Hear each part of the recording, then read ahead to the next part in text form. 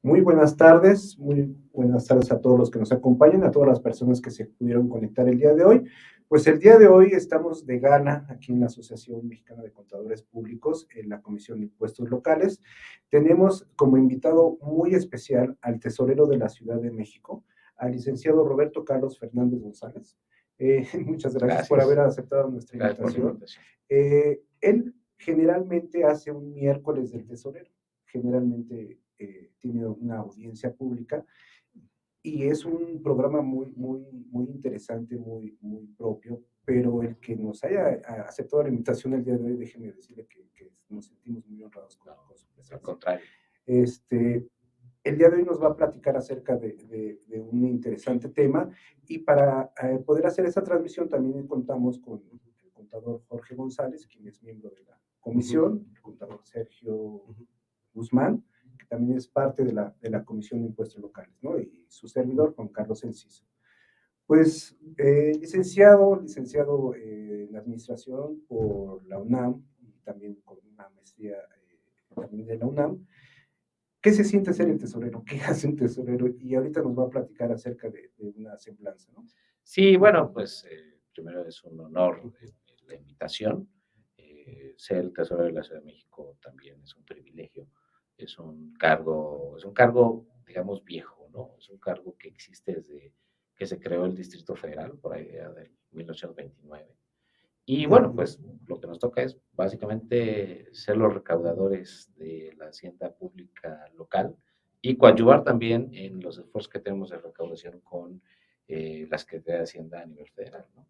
Entonces, de eso nos encargamos básicamente, de ser quien recauda todos los impuestos, derechos, aprovechamientos y productos que se generan en el gobierno de la ciudad y también ser la puerta de entrada para los recursos federales que se proporcionan por efecto de los convenios de coordinación fiscal que existen con el gobierno de México. Y administra uno de los impuestos más viejos de la historia del país, ¿no? Del impuesto predial, que viene desde años antes de la conquista, después de la conquista, ¿no? Sí, bueno, cuando Cortés llega y distribuye los solares a los miembros que participaron en la conquista, les entrega un solar y ahí es donde aparece el primer avalú, bueno, primer catastro, ¿no? Ahí vemos donde están todas las propiedades, quién eran sus propietarios y todo, ¿no? Pero bueno, ya también es hasta Juárez, bueno, con Revillagigedo, que quiere pavimentar las calles, hace el primer levantamiento de toda la Ciudad de México y cobra un impuesto por los frentes de las casas. Así es. Entonces, podríamos decir que él es el verdadero padre del impuesto predial. Sí, aunque el impuesto predial, como lo conocemos, viene más bien importado de Francia a España desde la época napoleónica y de España a México, un poco distinto, pero sí, en efecto, ya con Revillagigedo tomó forma. Y ya la primera ley formal de catastro a nivel nacional y de la ciudad, pues data de 1896, ¿no? Entonces, sí, el catastro y el tema del impuesto predial, del cual se deriva, digamos, es la base para poder cobrar el impuesto predial, pues ya tiene más de 125, 27 años, 127 años, como lo conocemos. Sí, es un impuesto que es muy viejo, pero que se ha tenido que estar actualizando, ¿no? Cada año. Bueno, sí, claro, sí, por supuesto. Sí. ¿Va a hacer alguna presentación? Sí, me gustaría platicar un poquito de la situación económica de la ciudad, un poquito dar algunos datos de cómo vamos en la recuperación económica de la ciudad, propiamente cómo van los ingresos del gobierno de la ciudad y luego pues ya entrar a temas más específicos de algunos impuestos locales para pues si quieren así No, está bien, está sí, perfecto. adelante, Sí, ¿no? adelante. Si nos pueden ayudar nada más a proyectar su... No, pero la importancia que tiene la ciudad para todo el país, donde se recauda mayor cantidad de impuestos, sobre todo la parte que juega preponderante en la actividad económica para todo el país.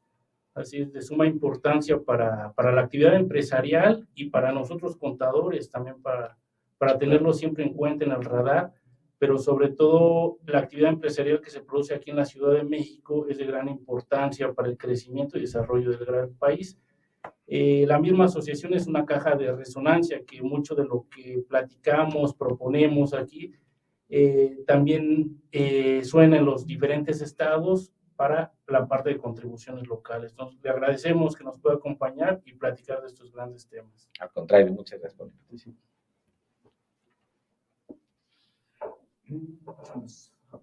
¿Pueden poner la presentación. presentación, por favor? Listo. Bueno, pues la titulamos Ingresos de la Ciudad de México. La que sigue, por favor. Tiene 4 grandes, digamos, secciones. Primero platicamos un poquito del entorno económico actual, después un poco lo que es el programa de gobierno de la actual administración y las finanzas públicas, cómo estamos terminando este segundo trimestre que acabamos de reportar, por cierto, los ingresos tributarios, las estrategias de recaudación, el balance de la administración 2019-2023, a lo que llevamos. La que sigue, por favor. Pues bueno, platicar, ustedes seguramente muchos están versados ampliamente en el tema, pero bueno, ¿qué tan profunda fue la contracción económica, la crisis derivada de la pandemia del COVID-19? Bueno, pues lo vemos ahí en una gráfica y en una tabla. La gran crisis de 1994-95, el famoso error de diciembre, fueron 4 trimestres de contracción. El promedio de contracción anual fue de 6.3 y la más pronunciada fue de hasta 8.6% en términos del Producto Interno Bruto. Cuando por ahí del año 2000, la crisis de las empresas.com, fueron 5 trimestres de contracción y llegamos a una contracción más pronunciada de 1.6, fue una relativamente pequeña caída. La burbuja inmobiliaria, con todo el tema de la quiebra del banco Lehman Brothers en 2008, pues fue bastante más grande que la anterior, la del .com, fue una contracción anual de en promedio de 4.2% y lo máximo fue de menos 7.8%. Y la pandemia de COVID fueron 8 trimestres, fue bastante más larga, una contracción anual promedio de 4.5%. Pero la contracción más pronunciada fue de 18.8, fue mucho mayor, inclusive que la del error de diciembre, y con mayor duración, aunque la contracción anual promedio al final fue menor. Eso, la que sigue, por favor.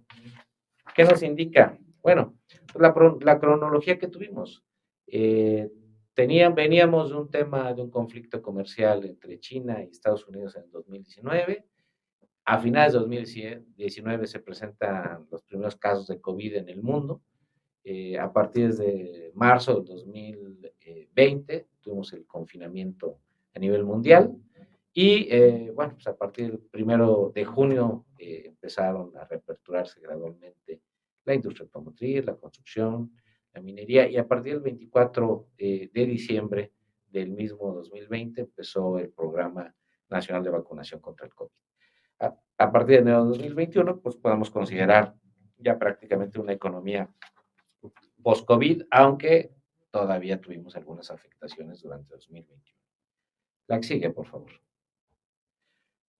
Los principales indicadores económicos comparando contra el periodo previo al COVID, el COVID y lo que le llamamos periodo de recuperación, pues se han repuesto de manera no solamente acelerada, sino también ya estamos en muchos casos en niveles mayores que los niveles prepandemia.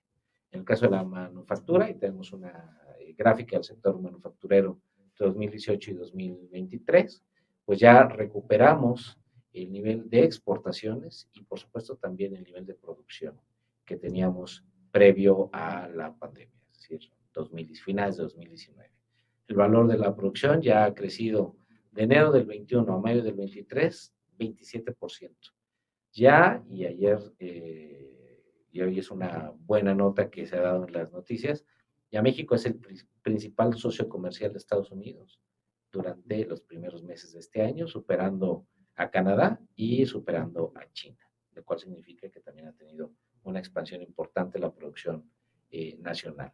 El sector de la construcción también ya creció el valor de su producción en 28, casi 29%. Y el sector servicios también con cifras muy importantes. En general, 25.5%, pero el tema de esparcimiento y alojamiento ha crecido. Esparcimiento más del 120% y alojamiento 71%, comparando contra los niveles de enero 2021, que es cuando estábamos empezando a salir de la pandemia. ¿Esto es de Ciudad de México o nivel No, nacional? esto es a nivel nacional. A nivel, ok. La que sigue, por favor. Ahora, en temas del mercado laboral, al cierre del mes de junio se registraron en el país 21.8 millones de puestos de trabajo. Esto es ya 10.4 superior a lo registrado igual en enero de 2021.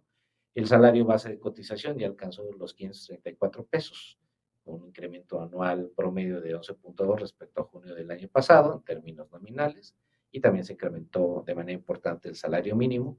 La tasa de desocupación es la menor desde que se publica la serie de desocupación, con un 2.7% para el primer trimestre del 2023. La que sigue, por favor. Ahora, en temas de consumo, que para muchas empresas que se dedican a los ramos de servicio es importante. El comercio al por menor y el comercio al por mayor también han tenido una recuperación importante, todos por encima, por supuesto, de lo que veníamos en el periodo prepandemia y, por supuesto, a partir de 2021 para acá, prácticamente con crecimientos constantes. La venta de autos, por ejemplo, en 2022 llevamos casi 8% comparando contra 2021 y 15% comparando contra 2020, que tuvimos una contracción fuerte. El crecimiento durante los meses de enero a julio de este año contra el mismo periodo del año pasado ha sido de casi 24%. Se ha incrementado muchísimo el tema de la venta de autos. Los ingresos de las empresas comerciales al por mayor crecieron 12.4% en el mismo periodo, enero 21, mayo 23, y al por menor 15.6%. Y el tema del turismo, se aumentaron los turistas internacionales prácticamente 30% contra el año 2020. En el periodo de enero-mayo, el crecimiento fue de 12.8% en su comparación anual contra el mismo periodo del año pasado. Entonces, estamos francamente en un periodo de crecimiento y de recuperación económica acelerada. La que sigue, por favor. ¿Qué se esperaba en el 2023? Pues un crecimiento del 3%. En la primera mitad de 2023 ya llevamos un crecimiento observado de 3.6%. Todavía se presentaban, por supuesto, incertidumbres por el COVID. A principios de mayo se anunció a nivel mundial el fin de la emergencia sanitaria y, por lo tanto, el fin de la pandemia, aunque, por supuesto, no podemos dejar de estar atentos a el desarrollo de esta y posibles otras pandemias que se puedan presentar en el futuro. El COVID, yo creo que lo que nos dejó fue muchas enseñanzas en términos tanto personales y de la sociedad, como a nivel comunitario, de cómo reaccionar ante algo completamente inesperado y que, pues como dicen los expertos, no es un tema de si va a haber o no alguna pandemia en el futuro, la va a haber, el tema es cuándo, ¿no? Estamos preparados. Y tener que estar preparados. Ahora, en el mediano plazo, ¿qué esperamos? Pues por supuesto un incremento en la demanda de bienes, ¿no? O sea, las expectativas de los directivos empresariales lo han expresado así. El turismo recreativo, el de negocios y hasta el turismo médico también se ha incrementado de manera importante y esperamos que siga incrementándose en todo el país. En el caso específico de la Ciudad de México, tenemos la mayor obra pública que se ha hecho en los últimos sexenios, no solamente ahorita actualmente estamos construyendo la línea 3 del cablebús, estamos dando y terminando prácticamente de rehacer la primera mitad de la línea 1 del metro, que será próximamente inaugurada, y la remodelación y también un tema complicado, se está hundiendo la terminal 2 del aeropuerto de la Ciudad de México, y la Ciudad de México, el gobierno de la ciudad intervino para detener ese hundimiento. Ya está prácticamente terminada esa obra. En el largo plazo, ¿qué esperamos? Bueno, pues por supuesto que las empresas ya establecidas y muchas nuevas vengan a la ciudad. Estamos también impulsando construcción de naves industriales, bodegas, todo, no solamente en la Ciudad de México y en las áreas conurbadas, sino en toda la ciudad y sobre todo en todo el país y sobre todo en las zonas cercanas a la frontera, todo debido a la ya no posibilidad, sino al hecho de que el nearshoring es algo que está impulsando también la economía a nivel nacional y por supuesto en la Ciudad de México, al ser el Estado o la entidad federativa que más genera riqueza como medida como Producto Interno Bruto del país, pues también seguramente muchas empresas estarán establecidas aquí, aunque tengan plantas e instalaciones a nivel nacional. La que sigue, por favor. Esa es como parte del entorno económico. Me gustaría platicaros un poquito de lo que es el Programa General de Gobierno 2019-2024 y cómo vamos en las finanzas públicas de la Ciudad de México al corte del segundo trimestre de este año. La que sigue, por favor. Primero, bueno, nos establecimos en varios enfoques, los ejes principales del programa. Uno, buen gobierno, por un lado, y en los temas que seguramente son más interesantes para la mesa y los que nos ven, un tema de simplificación administrativa. Claro, simplificamos trámites, por ejemplo, control vehicular, tenemos ventanillas digitales para construcción, para certificados, para constancias, se ha hecho un gran esfuerzo en digitalización de trámites para que se puedan hacer a distancia. Esto también es algo consecuencia de la pandemia. Y por supuesto, en el caso específico del sector restaurantero, durante la pandemia se permitió la colocación de enseres, instalaciones en la vía pública, cosa que ha continuado a pesar de que la pandemia ya no existe, pero creemos que también es una mejor forma de aprovechar el espacio público, no solamente para los coches, no para que estén estacionados, sino también para que los propios negocios puedan salir a la calle y, bueno, en principio para un tema de mejora sanitaria y no estar en un ambiente encerrado, pero también hemos visto que en la ciudad, eh, dado que sí ha sido muy exitoso, también en muchas partes se ve muy bonito y la gente le gusta también estar afuera, aprovechando el espacio público, insisto. También en su momento condonamos impuestos sobre nómina para los primeros 3 meses de operación a las empresas, renovación de empresas micro y pequeñas que tuvieron alguna afectación durante la época del COVID.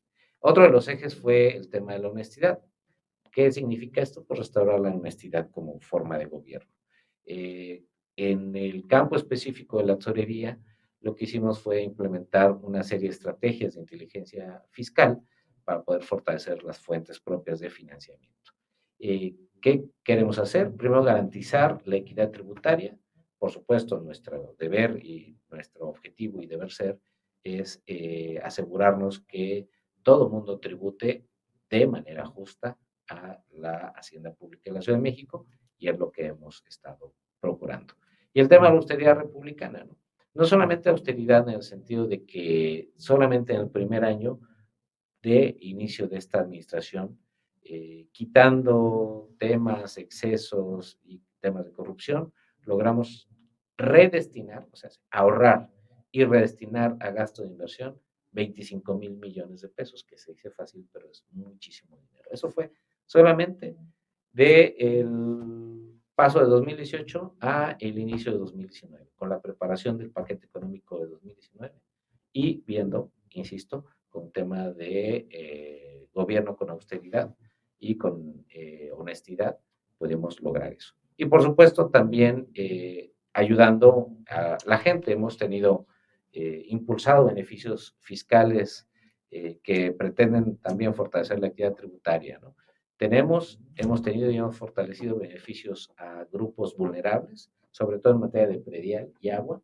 En el caso de predial, continuamos con los apoyos a personas que tienen más de 58 años, que no tienen ingresos o que tienen recursos escasos y les damos un beneficio extraordinario dependiendo del valor catastral de su inmueble, cercano a 2 millones de pesos. Si vale menos de eso, se va a la cuota fija más baja, que son menos de 60 pesos. Y en caso contrario, pues se va a un 30% de disminución del pago de su predial bimestral, y eso todavía se suma a la posibilidad de tener un descuento a inicio de año si se paga todo el predial de manera anticipada. Ese descuento depende, en enero normalmente es de 8%, este año se fue así, y para febrero bajó al 5%, pero se suma a los beneficios que puedan tener las personas. Ese beneficio de pago anual anticipado aplica a todas las cuentas catastrales de la ciudad, sin importar si son habitacionales, comerciales, oficinas, etcétera, etcétera. Simplemente por hacer el pago pueden recibir hasta ese 8% que financieramente es muy impactante para todo el mundo. Por supuesto también para las empresas, ¿no? La que sigue, por favor. Que la Ciudad de México se ha caracterizado por algo, ¿no?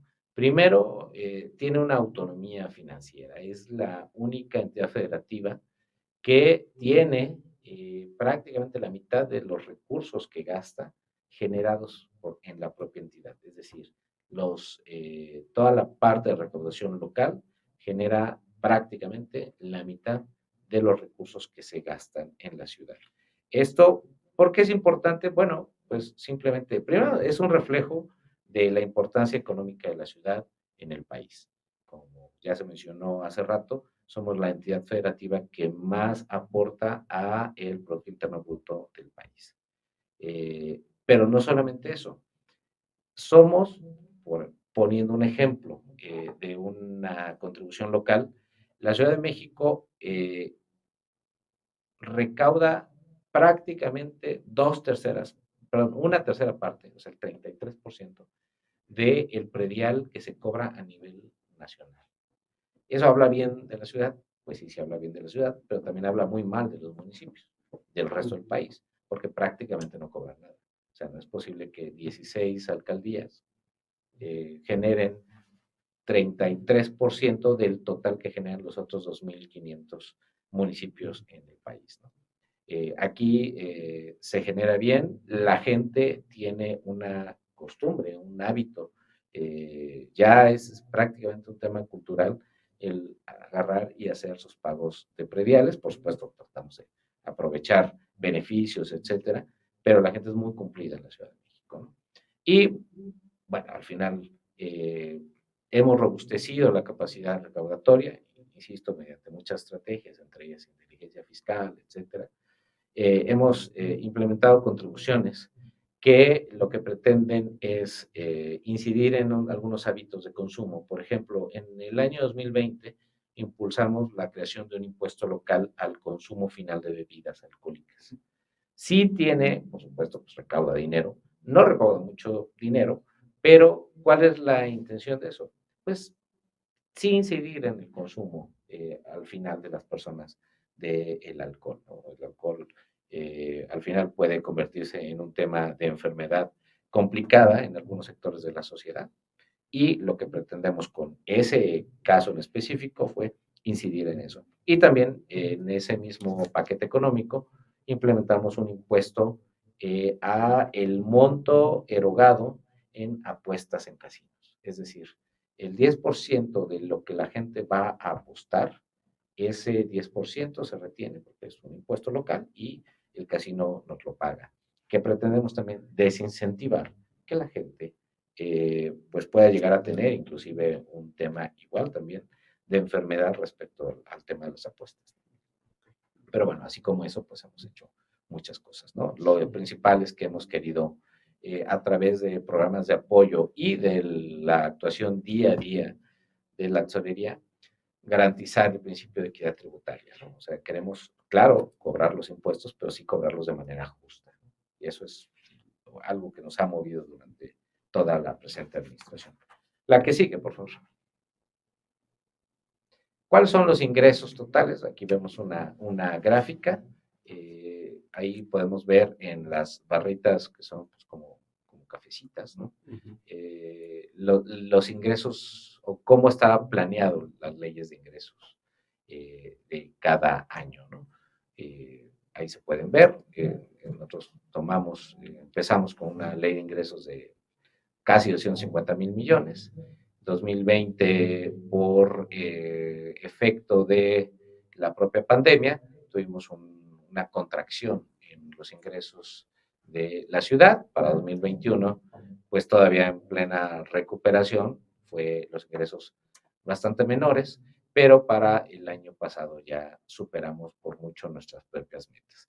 Y al día de hoy también llevamos un cumplimiento importante. Comparándonos contra el mismo periodo del año pasado, llevamos un incremento de prácticamente 4%, 3.9 por encima de el mismo periodo del año pasado. La que sigue, por favor. Ahora, esos son los ingresos totales. Si nos vamos a los ingresos tributarios, que es prácticamente a lo que se dedica la tesorería, pues también vemos que los ingresos tributarios, y esto solamente tiene que ver con únicamente impuestos, no incluye otra cosa más que impuestos. También en el año 2022 tuvimos un ingreso extraordinario, 68,000 millones, por supuesto, en términos nominales y en términos reales, mucho mayor que todos los años anteriores. Y a este periodo, a este momento del año, también vamos bastante bien. Ya llevamos 46,000 millones de pesos, lo cual significa que quitando 2020 los ingresos tributarios ya se incrementaron en promedio 8.6% cada año durante el periodo 2019-2023, comparando el ejercicio inmediato anterior, mismo periodo anterior. La que sigue, por favor. Ahora, estos ingresos tributarios, ¿cómo se ven reflejados y cuáles han sido las estrategias para poder cumplir las metas y en prácticamente todos los casos superarlas? La que sigue. A partir de la información que tenemos, que tiene que ver básicamente con pagos realizados, los padrones de las contribuciones, hemos hecho análisis que nos permite identificar primero las redes de los actores, de los contribuyentes y todos los que están involucrados en el pago de las contribuciones locales. El comportamiento, por supuesto, de estas personas y empresas, la relación entre las contribuciones, entre distintas contribuciones, el giro de las empresas. Y ahí todo eso, la que sigue, por favor, en un análisis nos ha permitido tener una base que nos permite mejorar nuestras acciones de fiscalización. La siguiente, por favor. También nos ha ayudado, por ejemplo, la firma de convenios de colaboración con instituciones públicas y privadas. Desde 2020 ya tenemos gestiones, bueno, intercambio de información mucho más profundo de lo que teníamos anteriormente con el Instituto Mexicano del Seguro Social y con el Servicio de Administración Tributaria. Eso nos permite hacer cruces de bases, por supuesto, con esta nueva información y también incentiva la cooperación entre distintos niveles de gobierno, pero también incentiva y hace crecer la presencia fiscal, tanto del gobierno federal como de nosotros. La que sigue, por favor. Por ejemplo, generamos un programa que le llamamos Programa Emergente de Recaudación, una estrategia integral. Generamos y dimos seguimiento a cartas, invitaciones electrónicas y cartas también presenciales. Esto nos permitió pues, tener trazabilidad y continuidad en la cobranza y la presencia fiscal. ¿Qué estamos tratando de privilegiar? Por supuesto, el uso de medios electrónicos, correos electrónicos, pero también cartas presenciales dirigidas y entregadas en el domicilio de los propios contribuyentes. ¿Cuál es el proceso de implementación? Pues fue muy sencillo, seleccionar los contribuyentes a través de estos mecanismos de inteligencia fiscal, luego la entrega de cartas mediante correos electrónicos y después una segunda etapa donde ya se entrega una carta de invitación física, previo al inicio de facultades de comprobación mucho más extensivas. La que sigue, por favor.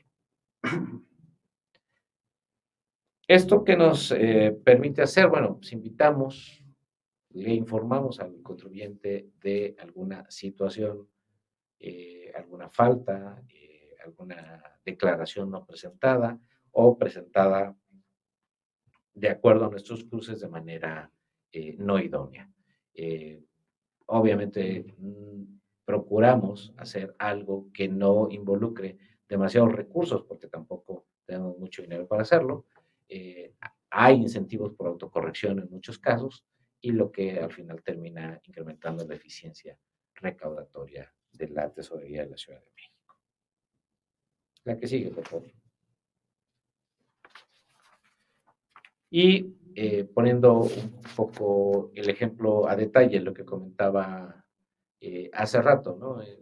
Tenemos aquí una gráfica de la recaudación del impuesto predial en millones de pesos. El predial, pues obviamente es el segundo impuesto más importante en términos de ingresos para la Ciudad de México. Entre 2019 y 2023 representó en promedio 33% de los ingresos tributarios. Quitando 2022, la tasa de crecimiento fue de 9.3% anual. En 2023 llevamos actualmente, al corte del primer semestre, es la recaudación más alta histórica sin un programa, incluyendo aquellos aquellos ejercicios en donde hubo un programa de regularización fiscal. El año pasado,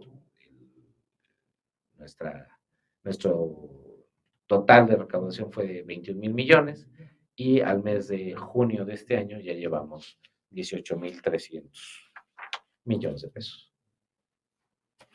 Al que sigue, por favor. Impuesto sobre nóminas. Por ejemplo, también este impuesto en la Ciudad de México es el impuesto que más recauda, es el primer impuesto en términos de recaudación. Todos los ejercicios entre 2019 y 2023 registraron variaciones positivas, y durante los últimos 5 ejercicios representó en promedio el 29% de los ingresos de la ciudad. También pueden ver, el año pasado fueron 32,550 millones, y al corte del segundo trimestre, es decir, el primer semestre de este año, ya llevamos recaudados 19,000 millones de pesos en términos de impuestos sobre nóminas. La que sigue, por favor. Y para cerrar, pues quisiera hacer una especie de balance de cómo vamos, un corte de caja al 2023 de la presente administración en temas tributarios. La que sigue, por favor. Primero, hacia el cierre del quinto año de gestión, pues el balance, nosotros lo pensamos, se inclina a favor de la ciudadanía. La hacienda pública cuenta con finanzas sanas, lo cual nos permite, en principio, mantener beneficios a la población, y también seguir financiando bienes públicos e incremento en infraestructura, en obras de beneficio para toda la ciudad. Tenemos, por supuesto, niveles históricos de recaudación en las principales contribuciones locales, y también pensamos que estamos contribuyendo a la institucionalización de una hacienda pública estatal innovadora con mejores prácticas internacionales en materia tributaria, pero que al final tiene un cariz humano, un cariz de justicia social. La que sigue, por favor.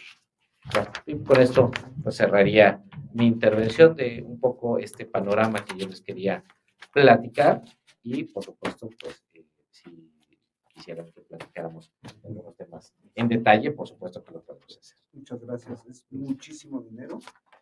Y lo que me llama más la atención es de que 2019, con el tema de la pandemia, pues efectivamente nos recuperamos muy rápido. Fue una recuperación primero una caída muy fuerte por todo lo que nosotros sabemos, y 2023 pues estamos ya superando ese bache, y digo eso principalmente debido a la población en general, a la economía que se reactivó, ¿no? Y digo, en gran medida los apoyos que se dieron a los restauranteros, etcétera, ¿no? Hay un tema que tocó y que también me llama mucho la atención, que nosotros somos la entidad donde se venden más vehículos de todo el país. Y sin embargo, en el caso de la tenencia, la recaudación cada año va en declive. Esto por muchas razones, de que muchos se van a otros estados, que principalmente buscan una salida, ¿no? Pero yo me he topado con comentarios digo, y eso no es propuesta.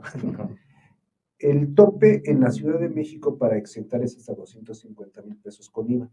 Cuando en el estado con el que mayor competimos, además del estado de Morelos, en el Estado de México son 350,000 más IVA.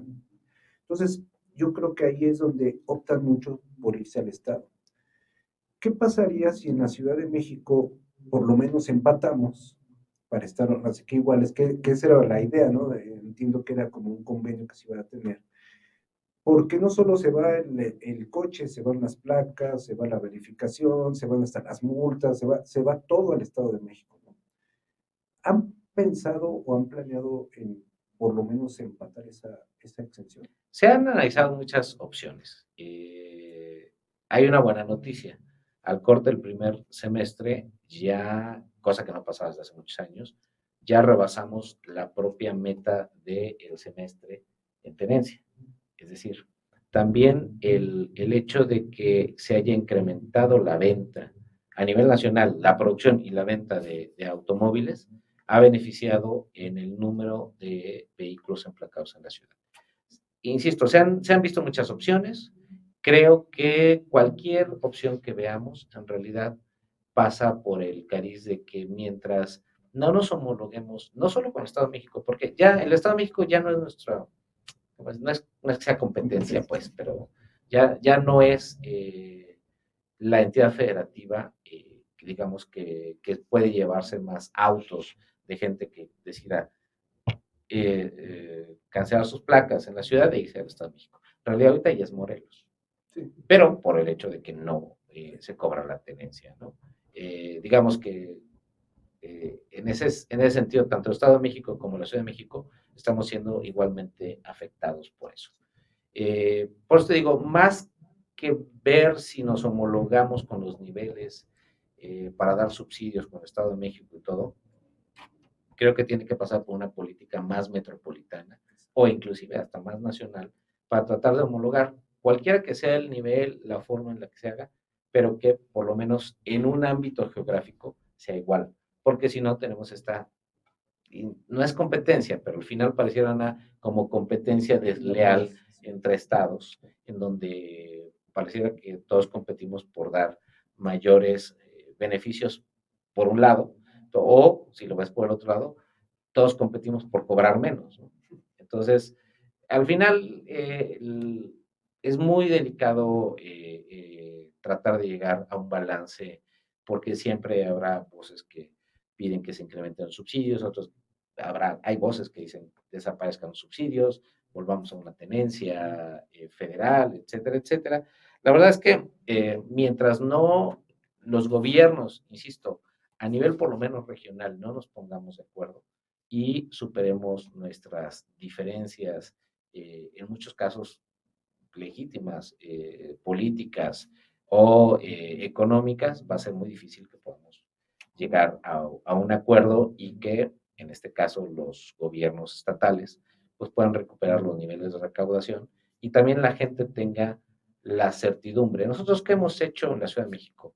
Hemos implementado estrategias de comunicación en donde más que imponer sanciones a las placas foráneas de las personas que viven en la ciudad, lo que pretendemos es hacer o influir en su sentido de civilidad para decir, si vives en la Ciudad de México, si circulas principalmente por la Ciudad de México, pues está bien y es una cosa buena que tributes, en este caso, en la tenencia en la Ciudad de México.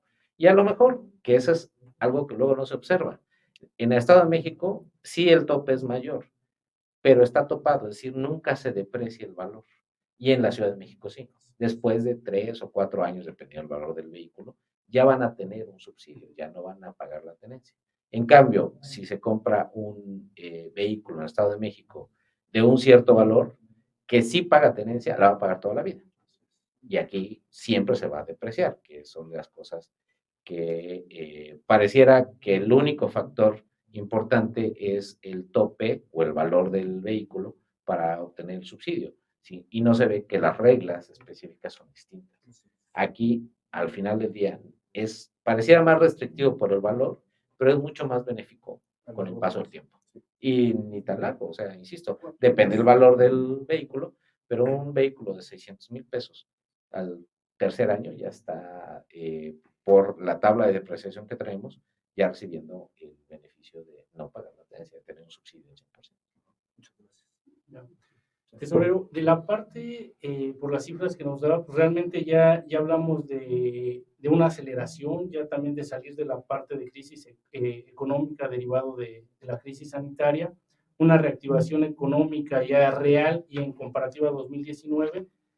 Y nosotros como el sector profesional, como contadores, pues ya estamos prácticamente pensando en el siguiente año, haciendo presupuestos, haciendo estrategias y sobre todo viendo hacia dónde se van a mover las empresas de esta gran ciudad. Entonces, la pregunta sería si para el siguiente año tienen ustedes estimados nuevos impuestos, incrementos no sobre la inflación, sino un poco más altos debido a los niveles de crecimiento que se han tenido.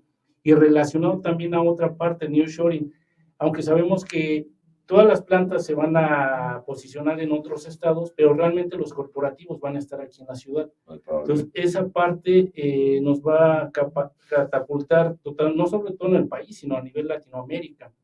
Entonces, en esa parte, pensando en el siguiente año y quizá en los próximos 5 años, ¿tendríamos incremento de impuestos o nuevos impuestos?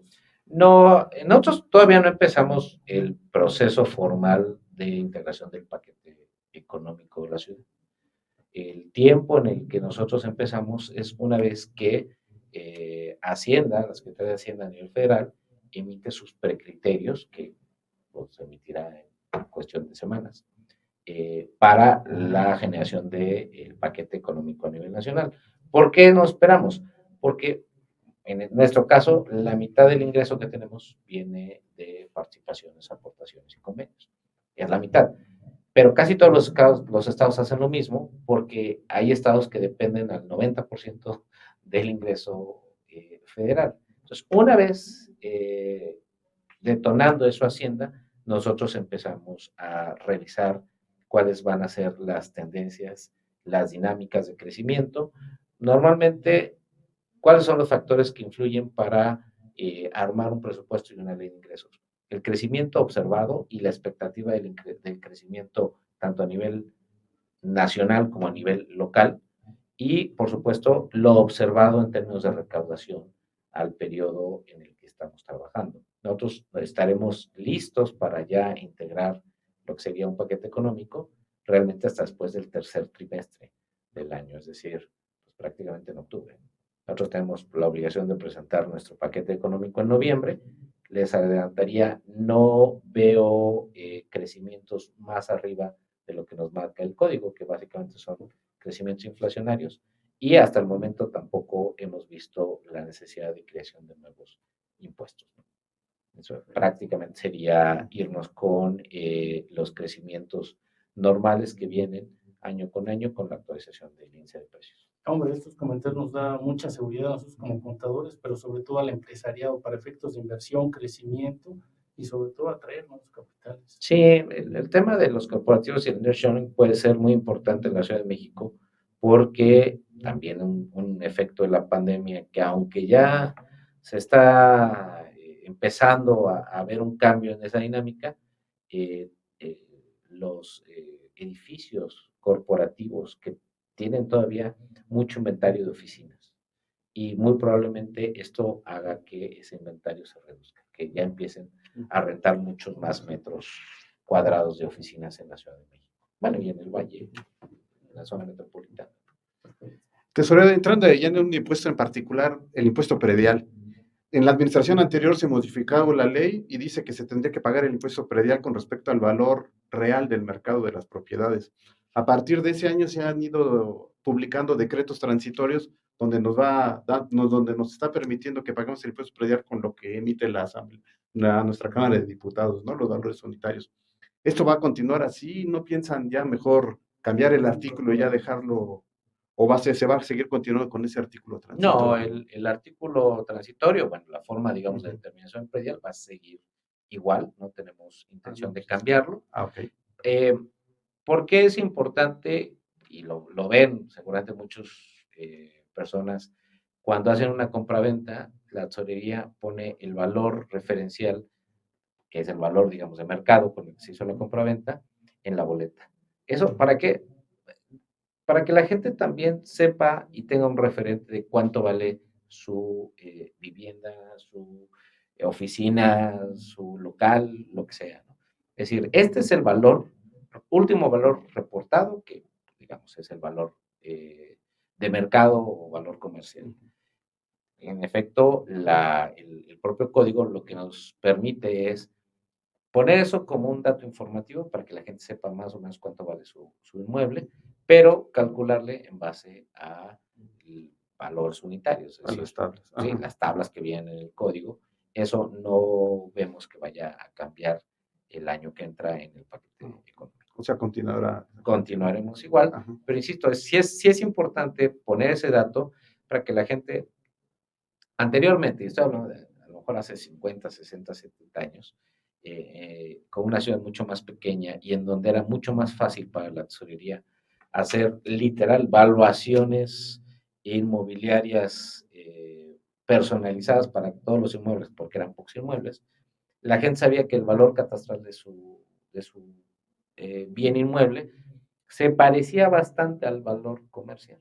Eso dejó de ser así cuando la ciudad creció muy rápidamente de manera desproporcionada y ya no había manera de que los valuadores de la tesorería fueran a evaluar inmueble por inmueble. Entonces, para hacerlo masivo, pues pasamos al tema de la aplicación de valores unitarios y de tablas. Y eso hace que el valor catastral pues esté en un rango de entre un 50 y en el mejor de los casos hasta un 80% del valor comercial en algunos casos.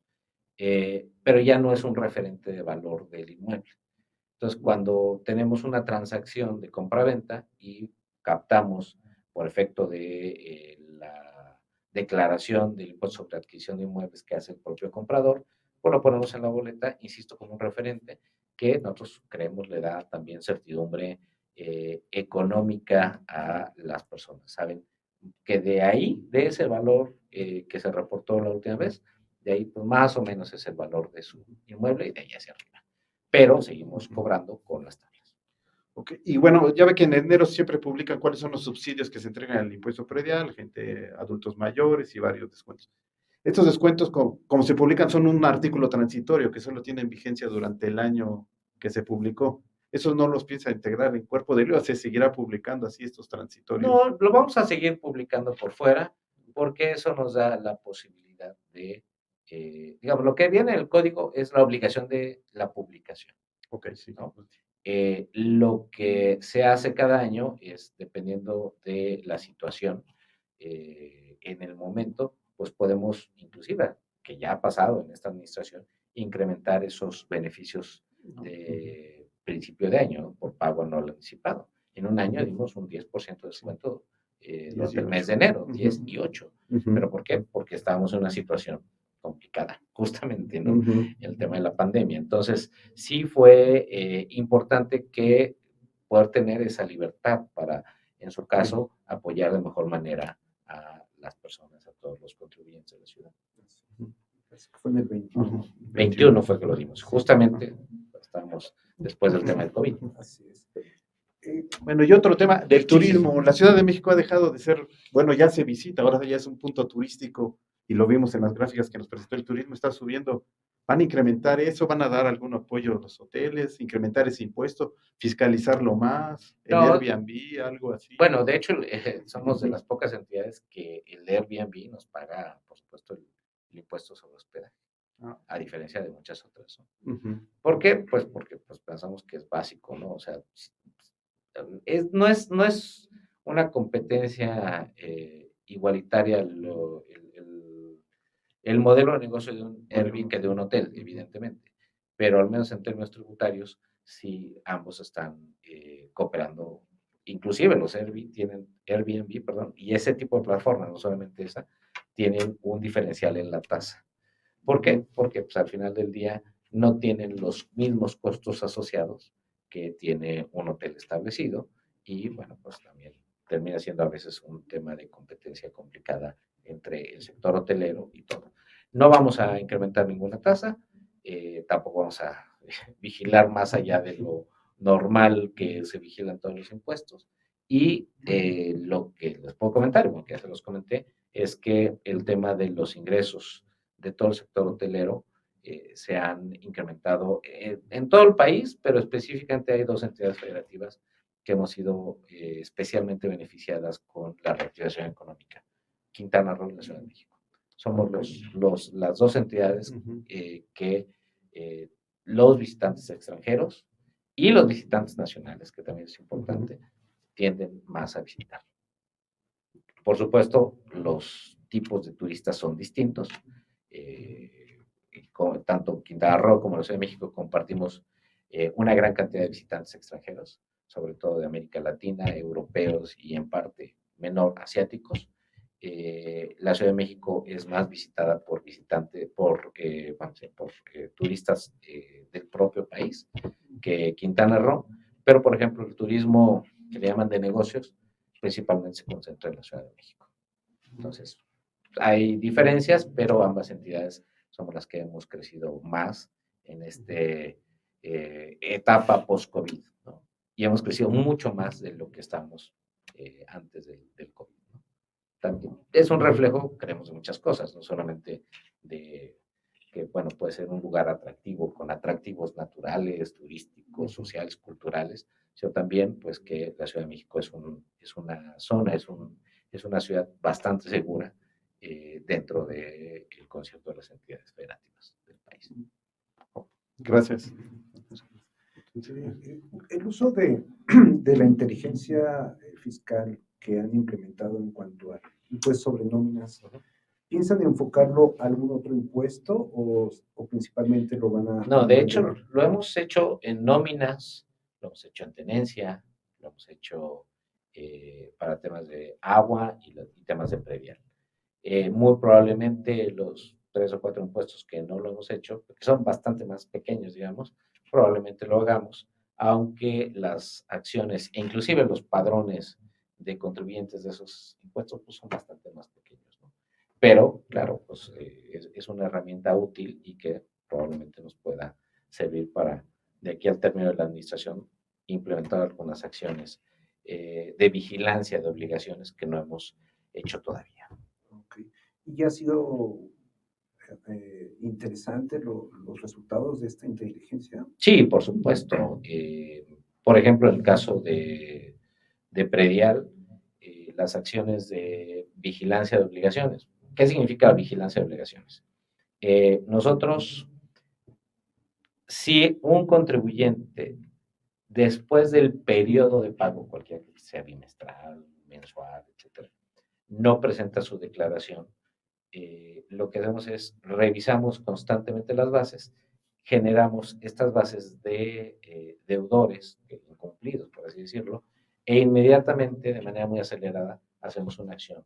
Enviamos una carta, ya sea electrónica o ya sea presencial, y eso nos ha permitido, no, por un lado, pues mayor presencia fiscal, por supuesto, y eso hace que la gente, bueno, pues procure ponerse a mano. Hay gente que, bueno, se le pasó la fecha, cualquier cosa, y si antes de que llegue, de que pueda hacer el pago, le llega una carta de invitación, bueno, pues tiene más incentivos a hacerlo rápido, ¿no? Y ha representado, por ejemplo, el caso de predial, yo creo que en el año llevamos solamente de eso unos 400 millones de pesos de cobranza, ¿no? Derivadas de esas acciones de vigilancia. Sí, bastante, la verdad. Sí, en la parte precisamente de algunos sectores de crecimiento, el sector inmobiliario, que el presidente es el que va relacionado a la parte de predial. Te digo que aquí en la ciudad, de algunas zonas, pues ya el metro cuadrado está en dólares, ¿no? Y precios excesivos.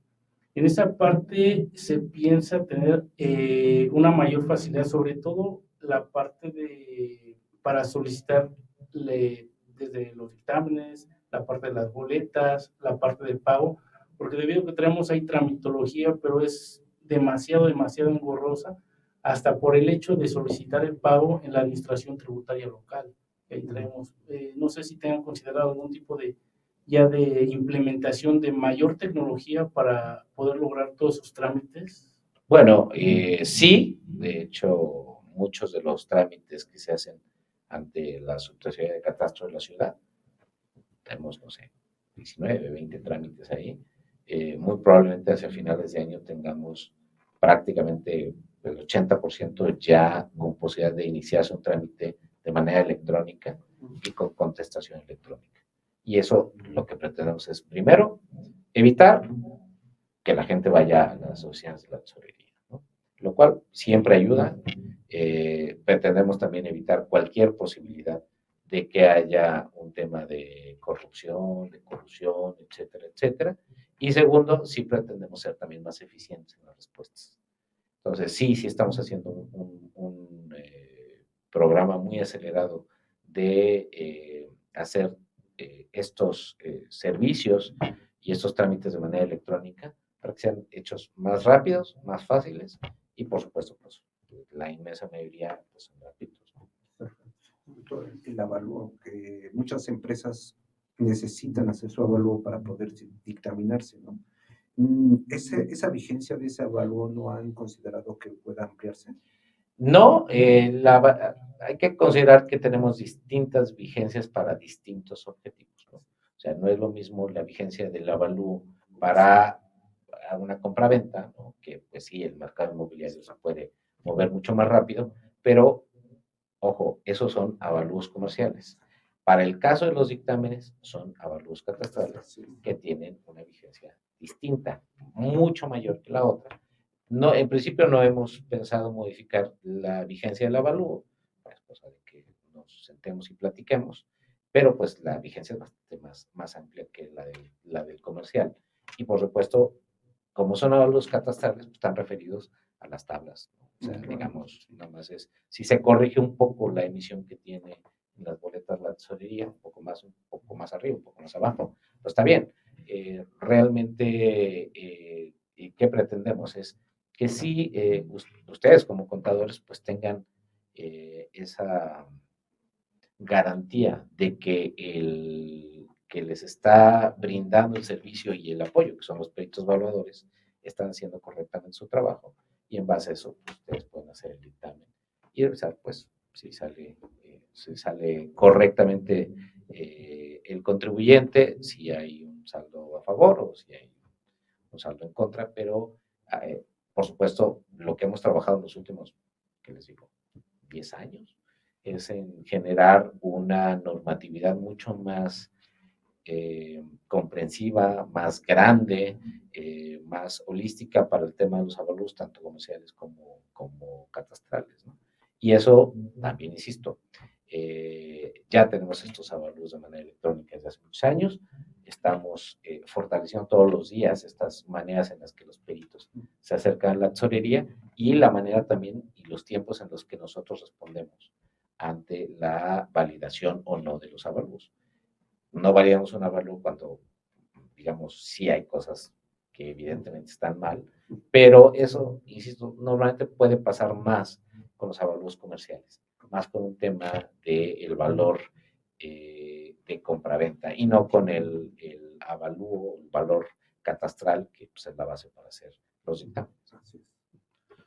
Tesorero, por último, creo que ha sido un éxito esto del miércoles del tesorero, donde recibe usted a los contribuyentes y varios de sus funcionarios. ¿Podría platicarnos algo más o menos? ¿Qué pasa ese día? ¿Qué es lo Bueno, que? pues Porque gente nos ha preguntado, ¿no? ¿qué Ujú. pretende? Bueno, pues es Ajá. tener un acercamiento más directo con, en este caso, con un servidor, pero también con los subtesoreros, con la Procuraduría Fiscal, con el sistema de aguas, ¿no? La Dirección de General de Atención a Usuarios. Y estamos sentados todos ahí y la gente llega, pues, normalmente con problemas que traen, ya sean problemas de adeudos, que no saben qué hacer, si pueden acceder a algún beneficio, si pueden, que mucha gente no lo sabe, ¿no? Llega gente pues, que a lo mejor dice, es que no puedo pagar esto, y de repente, pues es que usted puede ser beneficiario, por ejemplo, el tema de adulto mayor. En ese momento se lo tramitamos y le damos su beneficio, ¿no? Hay gente que dice, pues es que mis datos quisiera que los revisaran porque creo que están mal, etcétera. Llegan temas de tenencia, muchos temas de agua también. Me llegó un consumo que no es el normal promedio que tengo y bueno, hay que revisar si no es una fuga o si es una toma errónea de lectura, etcétera, etcétera. Pero básicamente lo que se pretende es tener un acercamiento directo con la ciudadanía, ¿no? Muchas veces, a pesar de que tenemos muchas oficinas y funcionan razonablemente bien las oficinas tanto de SACMEX como de la tesorería y las áreas de atención al público de la Procuraduría Fiscal, también no es lo mismo y la sensación de atención que recibe la gente si lo atiende, por ejemplo, pues, el subtesoro de catastro, o el subtesoro de administración tributaria, de fiscalización, o el director general de administración, perdón, de atención a usuarios, ¿no? Entonces, es atender de mejor forma y, claro, en la medida de lo posible, tratar de ayudar más a las personas que sí tengan un problema. Y les puedo decir, la inmensa mayoría de las personas que van los miércoles, pues sí tienen un problema que normalmente les ayudamos a corregir. Entonces, esa es la intención, simplemente ser un gobierno cercano a la gente. Ok, bueno. No me recuerda que hay que ir con cita, ¿no? Hay que ir Sí, con con cita, cita, sí, con por cita. supuesto, por si no se nos desbordaría eso. Sí. Me imagino. Pero Ok. afortunadamente tenemos un buen número de citas, se distribuye entre todos los temas. Normalmente les podría decir la mitad de las citas es temas de agua, la otra mitad tesorería, con todos los temas que trae tesorería. Entonces, pues una invitación también, ¿sí? Sí. Si quisieran alguna vez visitarnos por ahí los miércoles, pues está bien. Ok. La posibilidad. Pero entonces en la página, se entra a la página. Se entra a la de página, se finanzas. pone una cita, se pone un poco el tema de qué es, ¿no? A veces son dos, ¿no? Tengo un tema de agua y un tema de predial, bueno, nos ponen la cuenta, nos ponen sus datos, su correo electrónico, les llega el correo de confirmación y pues los esperamos el miércoles a partir de las 8 de la mañana. Perfecto. Bueno, pues, muchísimas gracias. No, pues al Es un contrario. placer, de verdad. El placer siempre es mío. Muchas gracias No, por la gracias por- invitación y por permitirnos platicar un poquito de lo que Hombre, este hacemos. acercamiento con la autoridad nos da mucha certeza, tanto empresarios como profesionistas, sobre todo la información y el trabajo que se viene haciendo y los canales de comunicación, sobre todo para destrabar cosas que de repente son muy complicadas. Muchas gracias. Siempre hay un caso para la araña, digo yo, ¿no? Siempre hay cosas raras, siempre hay cosas complicadas en temas fiscales, pero bueno, pues para eso nos dedicamos, para eso estamos, ¿no? Para tratar de apoyar a la ciudadanía y en este caso, pues a ustedes que son un sector invaluable y que son, digamos, nuestra puerta de entrada con muchos de los grandes contribuyentes de la ciudad, ¿no? O sea, los contadores públicos a través de los dictámenes y no solamente a través de los dictámenes, pero principalmente pues son nuestros principales interlocutores, ¿no? Con los contribuyentes.